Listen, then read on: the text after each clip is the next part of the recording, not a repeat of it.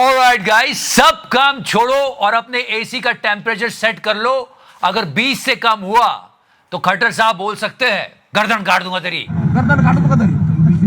बहुत बड़ी चीज है ये, इस पर बात करेंगे थोड़ी सी देर में। फिलहाल आपको रोजगार मिले ना मिले, किसी और को रोजगार मिले ना मिले, लेकिन स्मृति ईरानी को मिल गया है। यस, बड़ी न्यूज है, बात करते हैं। साथ ही साथ तिहाड़ी की राह पर एक और पत्रकार, जैसे तिहाड़ी ने अपना नाम रोशन किया था 100 करोड़ की उगाही करके, एक और पत्रकार है जिसको आपको मैं दिखा चुका हूं, उसने 65 करोड़ की उगाही की कोशिश की है। हमारे देश में मीडिया एकदम खत्म सा हो गया है। ये सोनम बेवफा के केस में एक मां को दूसरी मां से डिबेट करवा रहे हैं। एक साइड में आज तक वालों ने उसकी मां को रखा और इसकी मां को रखा, फिर कुंडली वर्सेस कुंडली करवा रहे हैं। मतलब क्या ही गंदगी चल रही है हमारे मीडिया में, सीरियसली मैन। मतलब अब तो बात करने का भी मन करता नहीं है गोदी मीडिया के बारे में। फिलहाल लेट्स टॉक अबाउट तुलसी। 11 साल हो गए मोदी जी की सरकार को। आपने सारी चीजें सुन ली होगी। प्रेस कॉन्फ्रेंस बहुत पुरानी बात है, कब से याद दिला रहे हैं, वो नहीं याद करना चाहते। वो मन की ऐसी चीज हुई है, आपको मजा आ जाएगा। सुनो तो सही। वक्त का पहिया फिर घूम के वहीं पहुंचा है और पहिया बहुत बड़ा है। Did you get my point? No, I know that. Now let's continue that. आपको याद होगा स्मृति ईरानी जी ने, वो तिहाड़ी वाला स्मृति ईरानी जी ने एक बार एक पत्रकार की कंप्लेंट कर दी थी और उस वजह से उस बेचारे की नौकरी चली गई थी। बहुत दुख हुआ था लोगों को। मतलब आप बोलना नहीं चाह रही हैं। आप अगर मेरे क्षेत्र का अपमान करेंगे भैया तो मैं आपके मालिकाना उनको फोन करके कहूंगी। पत्रकार को अधिकार नहीं क्षेत्र की जनता का अपमान करे। नहीं मैं। और उसके बाद उस मालिक ने उस पत्रकार से पल्ला झाड़ लिया और वो जॉब से निकल गया। बहुत दुख होता है जब आपका काम नहीं होता, आपके पास जॉब नहीं होती। स्मृति ईरानी जी रिलेट कर सकती हैं। आफ्टर लूजिंग अमेठी, बहुत बड़ी हार हुई थी अमेठी में। लोगों ने कहा कि इतना घमंड नहीं दिखाना चाहिए। स्मृति ईरानी जी बोल के तिहाड़ी ने बहुत चढ़ाया था।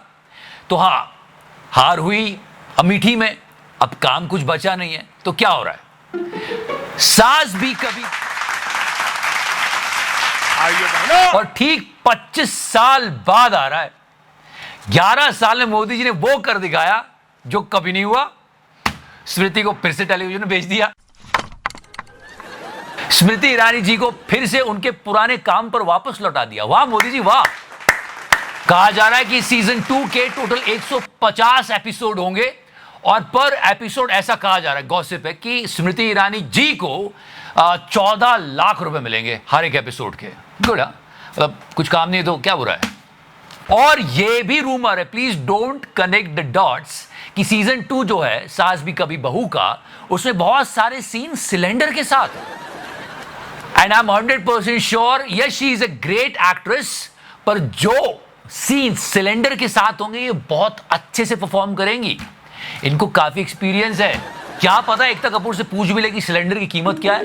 And Tulsi is not alone, Mihir will join her. Yes, mister Amar Upadhyay will also join her in that season. बहुत बड़ी पार्टी हुई एकता कपूर के घर में। यस, अल्ट बालाजी वाली यही शुरू कर रही है सब।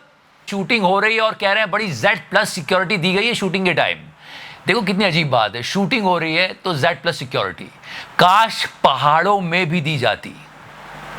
11 साल में मोदी जी की तुम ऐसा मत बोलो कोई उपलब्धि नहीं है। तुलसी को फिर से टेलीविजन पर भेज दिया। वैसे स्मृति ईरानी जी का ये पूरा घटना चक्र आप देखो तो आपको क्या सीख मिलती है। हमको सीखना चाहिए कुछ। नहीं, घमंड की बात नहीं कर रहा हूं। घमंड तो ठीक है, करना ही नहीं चाहिए। कभी तिहाड़ी से झगड़ा नहीं करना चाहिए। याद है सुधीर जी, आपको कैसा लगेगा अगर मैं आपको बोलूं कि आपको तिहाड़ में कैसा लगता था? याद है वो जब बहुत बेइज्जती हुई थी तिहाड़ी की। तो यस, हमारे तिहाड़ी से पंगा मत लो, उसे सिर्फ हम ही ले सकते हैं। वैसे तिहाड़ी की राह पर एक और चल निकली है। 11 साल में एक और उपलब्धि।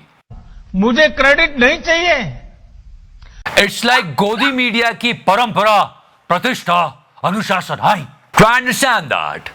तिहाड़ी ने 100 करोड़ की उगाही की थी, अभी 2 पकड़ में आए। वैसे ही वो 65 करोड़ की उगाही कर रहे थे। Can you believe that? 11 सालों में कितनी उपलब्धियां आप लोग मान ही नहीं रहे हो।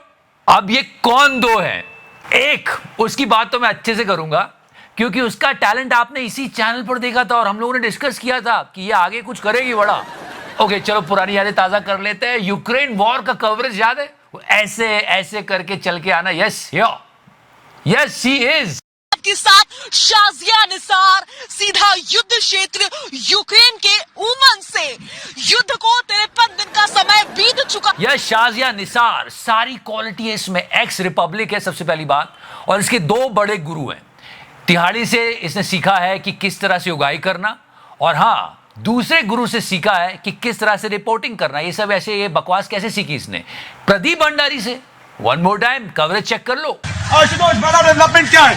बड़ा डेवलपमेंट आशुतोष ये है कि 302 का Shazia Nisar x Republic, okay मत भूलना, ये एक्स रिपब्लिक काफी एक्सपीरियंस, अच्छा एक्सपीरियंस गेन करके गई थी, तभी तो बागड़ बिल्ले को भी जेल जाने का काफी अच्छा एक्सपीरियंस है। शाजिया निसार और इनके साथ थे अमर उजाला के डिजिटल डेस्क में बैठते हैं ये आदर्श झा। वैसे शाजिया निसार ने रिपब्लिक छोड़ दिया है, भारत 24 में काम कर रही थी और जुडिशरी कस्टडी में अभी 10 जून को इन लोगों की गिरफ्तारी हुई है और 35 लाख रुपए इनके घर से मिले हैं। और आरोप क्या लगे? वही बागड़ बिल्ले वाले, ब्लैकमेलिंग एंड एक्सटॉर्शन।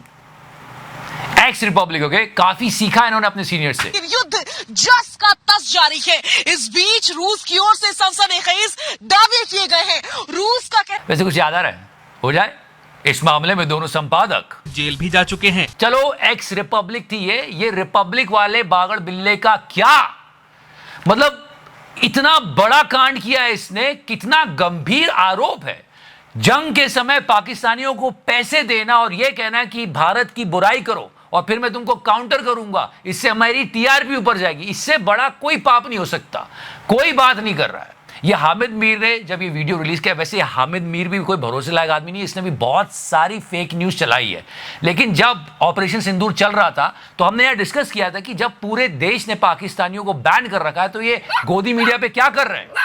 ये जो बातें बोल रहे थे सच में बुरी लग रही थी यार, और अभी तक इस बागड़ बिल्ले पर कोई कार्रवाई नहीं हो रही है। ये हो रहा है बताओ, बाकी सब पे स्ट्राइक हो जाती है और ये पूरे गोदी मीडिया पे कोई एक्शन नहीं लिया जा रहा। ये सोनम बेवफा केस में ये देखो कैसे टॉर्चर कर रहे हैं लोगों को, पीछे पड़े हुए माइक ले लेके, देखो तो सही दम घुट रहा है लोगों का उनकी वजह से। मैं आपसे बात मैं सब कुछ बता दिया, मैं कुछ बताने के लिए एक दूसरे से पूछ लो, मेरे पास मत आओ, एक दूसरे से पूछ लो भैया क्या कर रहे हैं। ये बताइए, कल के वीडियो में हमने कितनी सारी प्रॉब्लम्स बताई। मुंबई लोकल में लोग गिर गिर के मर रहे हैं, हमारे स्टूडेंट्स का ये हाल हो रहा है, देश की मैन्युफैक्चरिंग किस दिशा में जा रही है, हमारे देश के पड़ोसी देशों से संबंध कैसे चल रहे हैं, वो सब छोड़ो। एसी सेट कर अपने घर का। I know there is a strong reasons behind that. भाई बहुत ज्यादा पावर कंजम्पशन हो रहा है, CO2 एमिशन बहुत ज्यादा हो जाता है, ओवर कूलिंग हो जाती है, बहुत स्ट्रॉन्ग और सॉलिड रीजंस है इसके पीछे। पर बात ऐसी, और खट्टर साहब बोलने आए तो क्या लोगों को मीम चढ़ रहे हैं, लोग मजाक कर रहे हैं कि मैं अपने घर में अपना एसी भी नहीं सेट कर सकता क्या? पर अब हर एसी में यही होगा आने वाले टाइम पे कि भाई 20 से 28 बस। जिसको ये रीजंस नहीं पता कि हर एक देश में एक स्टैंडर्ड टेम्परेचर होता है, उसको लगे यार एसी मेरा, बिजली का बिल मैं पे कर रहा हूं, अबे गर्मी मुझे लग रही है और टेम्परेचर तुम बता रहे हो यार। अभी जस्ट इमेजिन करो, आप अगर 20 डिग्री से कम पे एसी चला के सो रहे हो, ओके, और आपको पता है कि खट्टर साहब बोल के गए हैं, गवर्नमेंट ने कहा है कि आपको इसके बीच में अपने एसी का टेम्परेचर रखना है, पर आपने नहीं रखा, आपने 20 से कम कर लिया क्योंकि आपको गर्मी लग रही थी। तो सपने में क्या होगा? खट्टर साहब आ जाएंगे, बोलेंगे गर्दन काट दूंगा तेरी एसी कम कर। गर्दन काट दूंगा तेरी। आई एम नॉट डिनाइंग, हर देश का स्टैंडर्ड टेम्परेचर होता है, मैं डिनाई नहीं कर रहा हूं, ऐसा होता है। पर I mean common man people were joking and making memes on social media on that. वैसे देखा है तो गर्मी सच में बढ़ रही है। आज आपको गर्मी की वजह से कैसा लगा आप कमेंट सेक्शन में लिख सकते हो।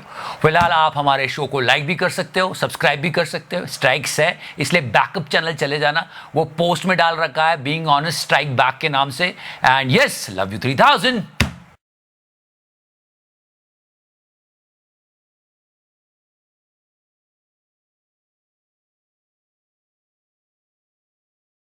margin